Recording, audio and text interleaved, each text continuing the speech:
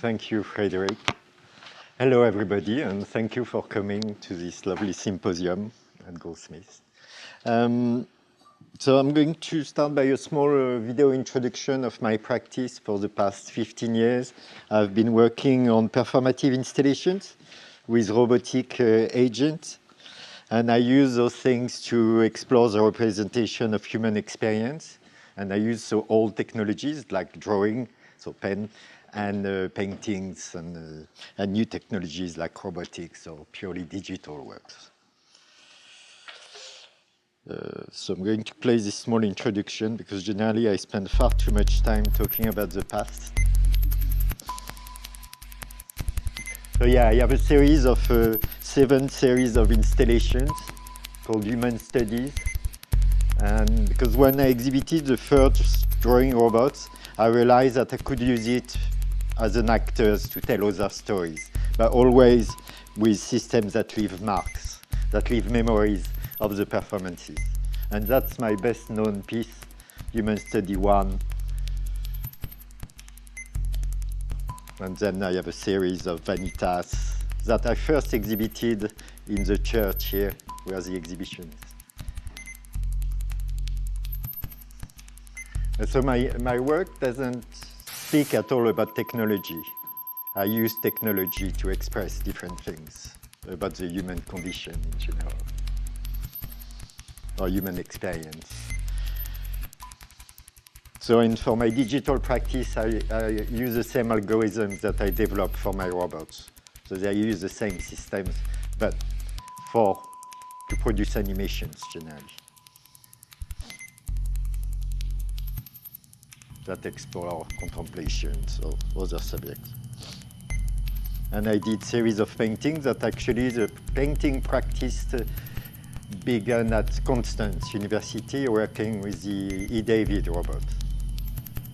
And then after I did other series with painting machines that I developed.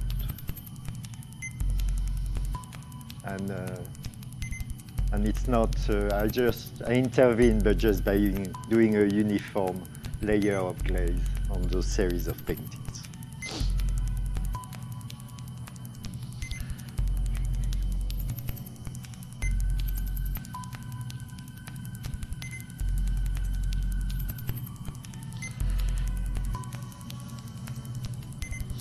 So those are the most recent ones.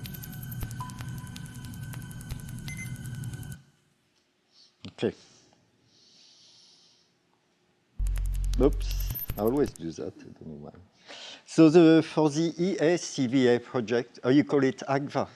EACVA. I always say EACVA, but anyway. So for this project, my initial title was A Responsive Embodied System for Live Sketching Exploration. I'm not very good with titles. And the idea was, so in my work, one of the first motivations for the drawing robots was to totally extract myself from the act of drawing and just leave the intention and remove myself. And at some point, I had this art dealer who came to my studio and he looked at the drawing and he said, there's something missing in your drawing. And we talked and talked and we realized that I was missing from the drawing and it was the original intention to remove myself. And anyway, that was sometimes that I was looking for something else. So for the EACVA project, I said, oh, I'm going to work on a system where I still explore the sketching thing, the sketching practice, but with a companion that could pull me in certain direction to arrive in an unexpected area, territory of the sketch. So, and then I started on that using LLMs. And I was exploring the same thing, the portrait, the still life, and things like that, and I found it extremely boring. And then I saw one of the videos that you've seen of people looking at my installations and being like kids looking at the installation. And I thought, that's really the state I want to be in when I work on those drawings. So still have some form of collaboration, but be in this state of child thing. And I remember that as a kid, I really enjoyed drawing little stories. I would do large drawing with a lot of little stories. So I started to work on this idea using LLM agents to do that, to tell stories, visual stories, in collaboration with the agent. Going to play the beginning of a video, so like that you get what I've been working on. So today we are going to play a game. You are going to start the drawing. So you draw an element. I will answer with another element. Then you will go, etc., etc. And we have to try to tell a story like that. So please start. Okay, Patrick, let's play. This sounds like a fun way to create a story together. Let's start. Once upon a time, there was a curious little figure standing in a wide open space.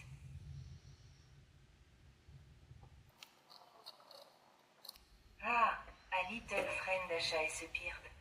The figure seems less lonely now. Perhaps they noticed something growing nearby. Look, a flower. Yes, of course, he will draw the flower now. Here is a flower reaching for the sky. Maybe it wants to say hello to the figure and their little friend. Well, you decide. You see what I have drawn. So continue. Let's try to make a story out of that. It's your turn. Okay, Patrick. He sees a gentle rain cloud giving the flower a drink. That's very thoughtful of the cloud. The scene is getting interesting. Look, a bird saw the flower too and is flying by. Maybe hoping the rain stops soon so it can rest on a petal. It's your turn. What happens next? So I'm jumping a bit. So you see, I added a small flower. So I would like you to put, to copy this one and add some, like 5 along the bottom of the page. Not especially equally spaced, but just add 5 more little flowers of this size and those details. Oh, ici. You've added a charming little flower near the figure. Copying that and adding more along the bottom is a lovely idea. Patrick, little circle inside each one. If you can draw a... Matching along the bottom at a So 45 anyway, degree angle. you get the This principle. will be like creating a ground plan for our scene. Tying everything together. Here it is. Stretching the... So I developed this framework that enables this kind of exploration, which is about storytelling with interaction via speech and via drawing also. So I developed this platform, and we wrote. I worked with Marcus Wolfmeyer, a researcher from DeepMind, as advisor, who gave me feedback and information on the newer model. And so that's how it works. So what I do, so it doesn't use at all the diffusion model, so the things that generate images. I gave very simple tools to the LLM, like draw circles, draw lines, draw splines, draw hatching, and scribbles. And with that, the LLM assembles those things and is capable of doing drawings. And they are really drawing, so it's one line after another, and it's this stories that unfold on paper. And I tested, so some of the stories are predicted in advance, obviously not when there is the interaction with the human. The story really develop on paper during the process. So it works, so there's that. There are those simple tools that I use by the LLM as necessary. And I also give in context some images, some little drawings that I've drawn with some methods that have been generated by the LLM. Well, I'm not going to go in details. Oh yeah, and I have used this system here at Goldsmiths with a robot. We did that rapidly with it. And it's the same principle. I started with this little thing, and then you see he draws a little character pointing at the thing falling. I just did it.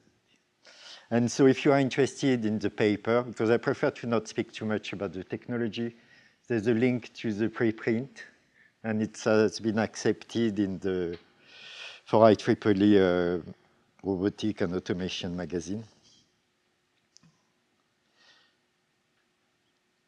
So when I work, I first work as an artist, where I get an idea. Then I work as a researcher, where I explore the technology and how to develop something, to find different ways of using different existing technologies and mix them together to make them my own in some way to achieve something. And then I work as a developer, where I write a framework that I can use, and then I come back as an artist where I use what I've developed to produce different type of artworks. So I'm going to present the artworks I've developed based on this technology. So there are installations, drawings, animations, and sculptures.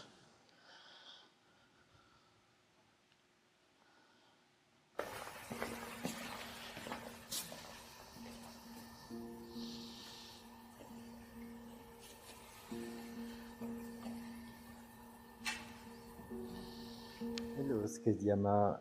So today we are going to invent, or you are going to invent a story about love. We begin with a blank canvas here. It will be interesting to see what you two create. Love, a grand thème. It has many shapes and colors. What is your name, human drover? My name is Paul.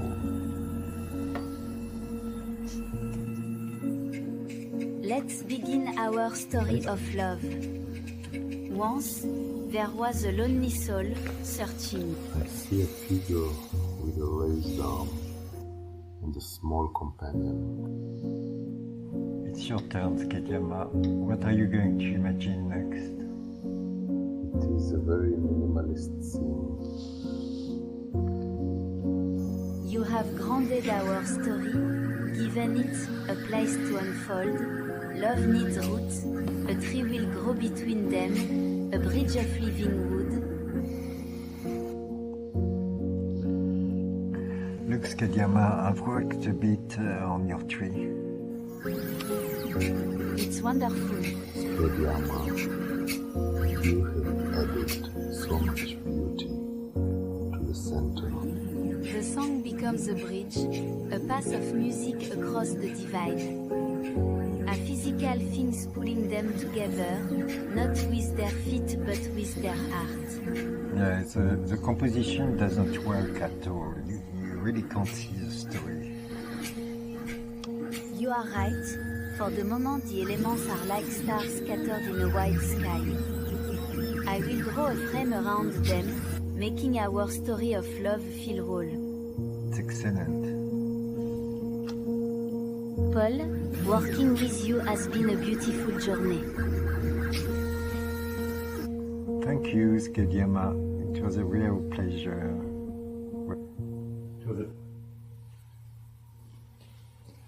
So in this installation, there are three actors. So there is the human participant, then the Skediama, what's happening? The drawing machine, and there is an old artist commenting on the process. That's the third voice that you can hear. So there is this other agent that plays the role of an old artist that comments on what we are doing, the interaction with Skediama and here, me. But that can be, it's designed as a participatory installation.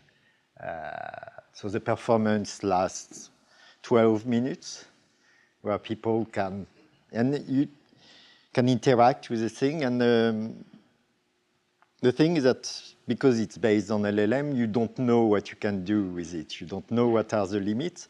So here, I sculpt the agent, so it has a certain personality and a certain sensitivity, but after you can play a game with it, or you can talk. Oh, I'm going to show you different drawings, actually. Is that it? Yeah. So that's the Big Bang, for example. That's Adam and Eve. That's, oh yeah, that's a story from a tribe in Africa. That's, I can't remember, it's a kind of war, I think.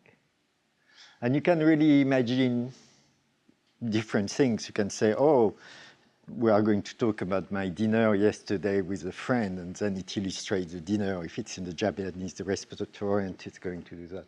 Because I realized working with the other system, I played a lot with the first one that you saw, that those systems are cultural agents in a certain way.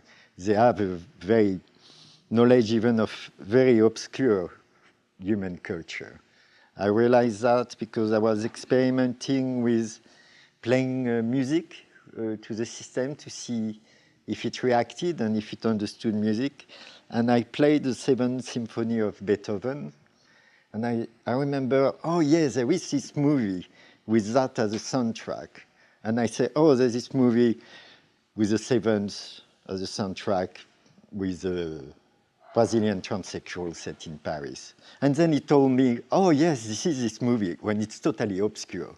And then I realized, oh, there is something to explore with the culture and those agents to find the limits and how you can use them. You can use them as, you know, the use of the outsider looking at human culture or your own culture as a kind of a strange mirror. Like it's, like I really use them as actors. I don't see them as autonomous.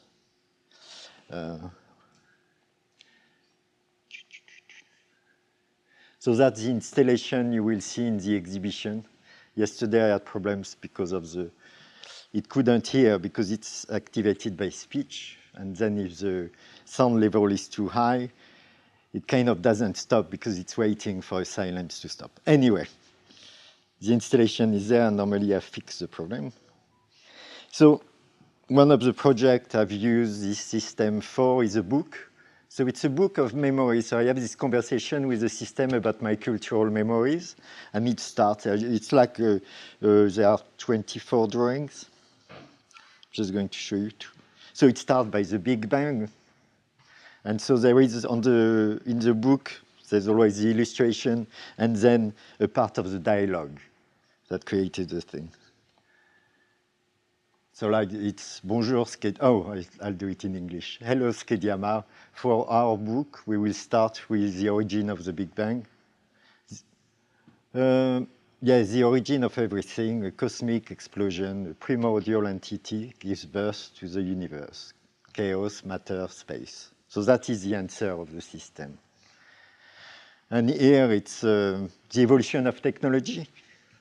So it's the same thing. There is a dialogue, and here it starts with the fire, writing, the wheel and the industry, the silicon chip, and neural net at the end, of course. And that is based on Carl Jung. So you can really explore different subjects, and you have the sensor, and if you have sculpted the agents, because that's the thing with those agents, you can put limits on their behavior. And so I sculpted these things so like that I can have this dialogue, but it's like having a dialogue with myself in a certain way. It's interesting. And that is the movie that I mentioned, Theresia.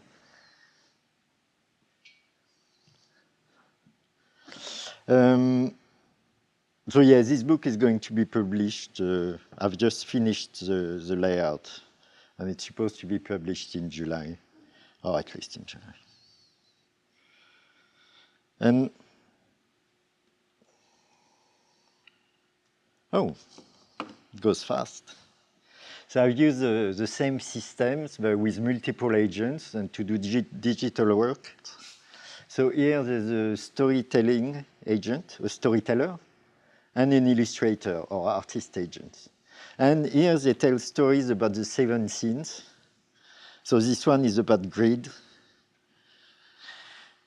So you can see the things building something very tall with this grid, accumulating things. And you can see the animation. Because I use the system and I told it to use the same principles as William Kendrick animations, where he erases parts of the drawing to create this animation. I'll replay it because now that you can see.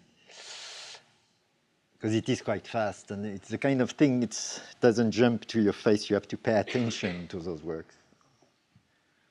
I can see the little bird flying in a bit.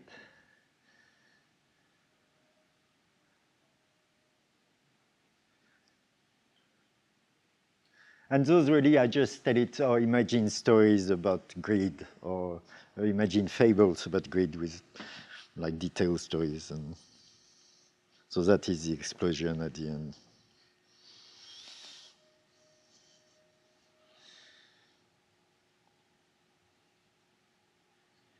The next one is about, I can't remember which one. Oh no, it's again about grid.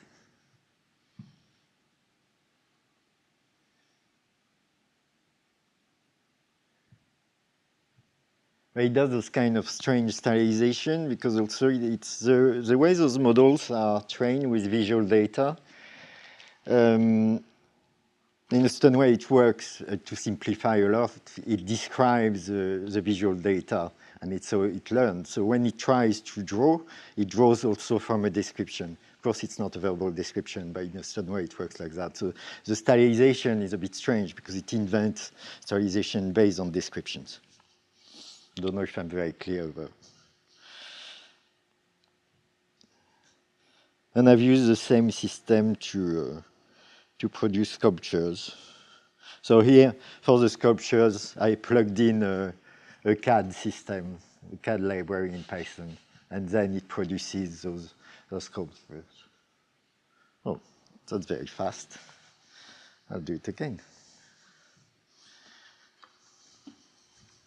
Yeah. At what time did we start? 10 to or? We started late. Okay, so it's almost finished. And it does also observational drawing.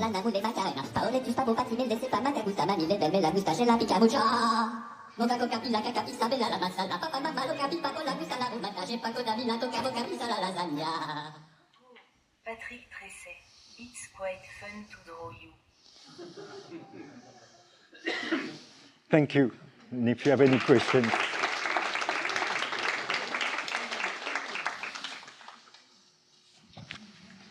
Yeah. Hi, Patrick. Thank you. That was really interesting. I was just thinking, obviously, a lot of your work, most of your work is about you working with a machine, or people working machines, or machines working alone. Is there a kind of meta-narrative that connects all of your works about that relationship between you and technology? Is that something you think about in making these works, or is it kind of come out in the process? They are all autobiographical in a certain way. I use myself as material. But I try to make it so start with myself. Like when I worked with the original robot, I would make the movements myself, and even the behavior, the simulated behavior of the robot would be based on my own activities or my own things. And it's the same thing with the agent thing. I am at the source, but I try after to go deep enough so it becomes more general. But yes, it's very Thank you. Yes. Yeah. Yeah. Thank you for a beautiful presentation. I'm kind of just trying to think back from the evolution of your work and what brought you to the point to decide to work with LLM. Like if the first one, it was, as you said, it's always about the relation between the human and the machine. So even the early portraiture that you were making, it very fast became this kind of almost that uncomfort situation where people being drawn by a machine and the entire performances that runs around it. So there was kind of a narrative that goes behind the scene. But this is kind of a take of working with language models, with stories, and not anymore about objects that being portraits or still lifes. Like what was the reason that suddenly you thought, I want to work with language, and on top of it, if you feel that the language could sometimes limit you because of the interpretation of a nameable object, or it opened up a new realm of interpretation of the reality as we know it, with the relation of how a machine reduces visual information into simple forms. So, amongst all those questions, so yes, I mean, first it was, first it came, the switch to storytelling came from the EACVA project, because I had this thing, and because I was working with Marcus. I've known Marcus from since 2017, and we always had this conversation, and with the LLM, it kind of, I had to look for something to do with it. And also I became bored with, that's since 2018, I've been working on a new series, but the new series never happened because, well, it didn't happen. And I was bored with portraits and things like that. And as I say, I remember in my childhood that I liked to do those frescoes of a lot of different stories. And it's how it came about. But yes, there is a limitation of using words. And I've tried to push back some visual stuff in visual influence, but I haven't found the way yet. But I've been looking into it to bring back some visual input. Like, yeah, I've been looking into it.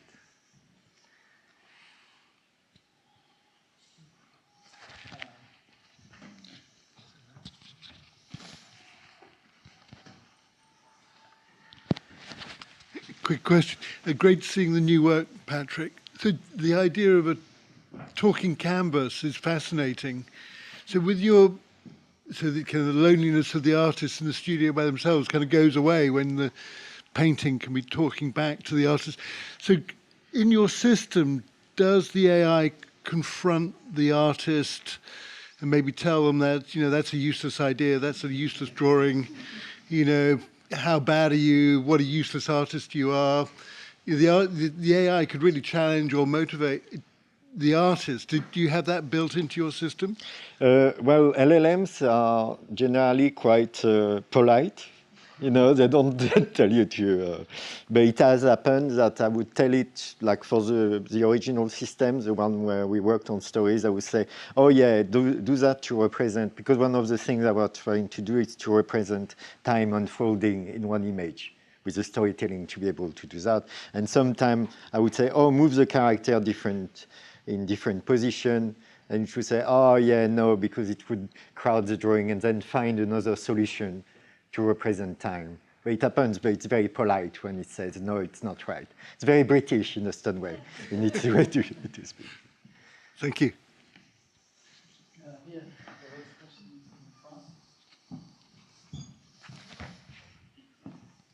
Thank you. I think it's fantastic work. Really Thank good. you. I was wondering about the drawing process by the machine. So when you draw a stick person, you might draw the head and the body and the legs and then the arms in that order.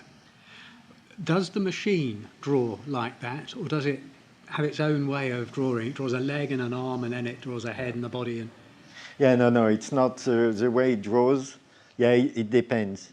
Because, yeah, it's not ordered in this way. Not that the thing is the way those machines learn and how they process attention, because you know attention is very important in anything we do, is very different from us, because it's kind of statistical attention rather than emotional attention like we do. So the drawing process is very different, and so sometimes it would develop the story like that with you, and so it still work lines by lines with a certain thing.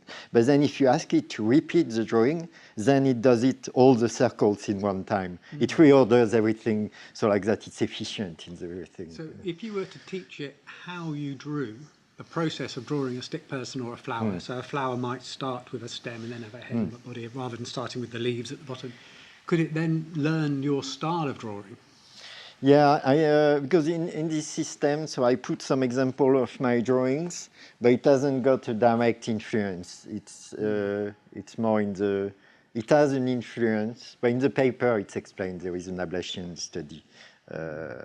It depends on the models, and I didn't do the experiments with the latest models. I can't.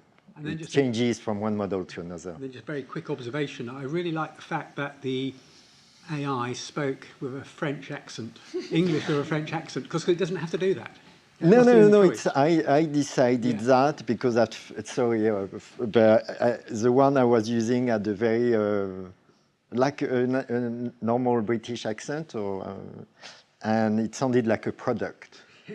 And so I put an accent so like that it doesn't sound like a product. And you have to make a slight effort towards it, so like that it brings, you get closer to the system because you have to make this effort. And it's quite, you know, French accent. It makes people smile because of my slight accent, you know.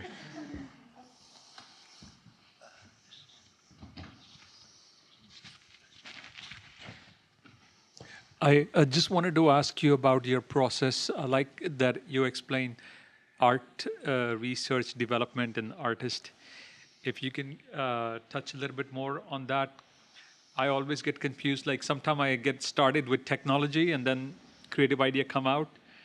But it's a nice way, I guess, to you know, have a nice process. Can you talk a bit more about it, maybe give an example of how that applies? Yeah, I mean, here the idea started with using LLMs to explore the drawing practice and to find surprising things. That was the original input, and to put myself back into it. And then I started all the research, and I realized that that was not exactly what I wanted. And I did all this research and wrote this paper. And then, based on this paper, I developed a framework that I could use to do the different artworks. And it's this kind of process. And it's important to use the technology to do artworks, because in a certain way, the installation in the exhibition is more like a demo. It's not yet an artwork. I haven't pushed it to the stage where it works as an artwork, because it's very difficult when you use technologies to make things into artwork because of the way people react with technology. They don't step back and see it as artwork. So it's still a bit tricky. It's amazing after so many years. But there is it. I don't know if I answered your question, but. Hi. The question is about this gap between the physical and the digital. So we have this feedback loop between the eye, the mind, and the hand as we draw manually. With robots, it's different, and in your past work, mainly was more about like the computer vision kind of challenge or the precision of the robots. But now moving to this area where there's more ambiguity, have you found something that was sort of surprising about its process of either understanding or misunderstanding an image? And then the second part, with translating that into instructions to render it physically. Yeah, I mean, it's always tries to get into this surprising unpredictability.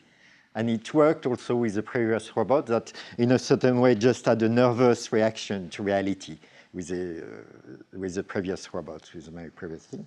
And with those ones, in a certain way, there's a connection, memory and cognition added, or simulated cognition. And yeah, I can't remember your question. Sorry.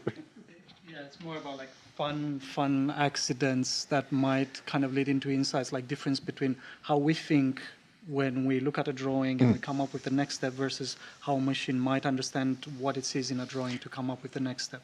Yeah, but it's because of the way they are trained is totally different. It's why you get the strange stylization with those works. So it is surprising. I mean, that's the beauty of it, is that it's surprising. And because I use language to interact with the system, it's easy to get caught. You really, at some point, lose the distance and you think that you're interacting with something. Yeah, there is this thing where you'll get lost in the system and you play the game and it is a story. Of course, at the end, you know that it's a machine, but there is a thing of losing sense of reality when playing with the system. Thank you. Thank you.